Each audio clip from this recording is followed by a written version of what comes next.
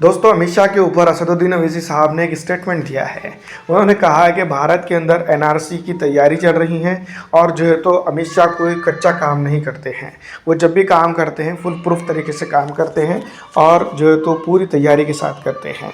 तो वाकई में अगर हम देखते हैं, इस स्टेटमेंट को गौर करते हैं, तो पूरे हिंदुस्तान की जो सिचुएशन है, खास करके हम महाराष्ट्र की ही सिचुएशन को अगर लेते हैं, तो एक वक्त था कि बर्थ सर्टिफिकेट के लिए भी टाइम दिया गया।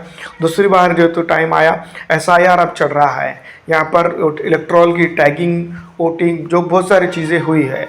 इसको देखते हुए जिस तरह से मैं आपको बता दूं कि इसी तरह का माहौल पूरे हिंदुस्तान के अंदर हुआ। एसआईआर जो तो पूरे हिंदुस्तान के अंदर अलग अलग स्टेट के अंदर अलग अलग तरीके से हो रहा है और वहाँ पर जो तो वहाँ के बीएलओ और कई कर्मचारी उसके ऊपर काम भी कर रहे हैं।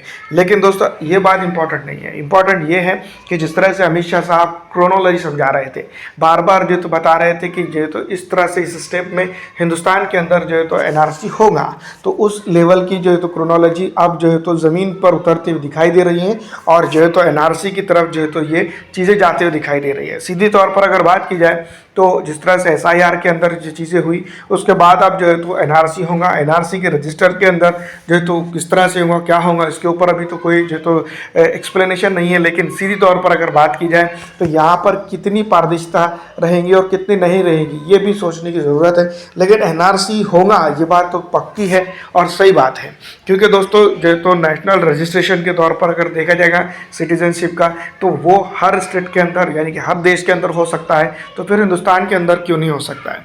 तो इसको लेकर जो तो जिस तरह से काम चल रहा है, वो अगर देखा जाए तो हम अभी इनिशियल स्टेज में सोच रहे होंगे, लेकिन ये बात नहीं है।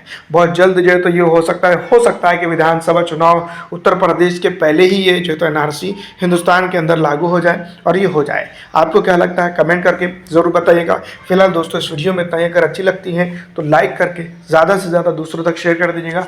वीडियो देखते रहिएगा हमारे चैनल पे इसी तरह के दिलचस्प खबरें।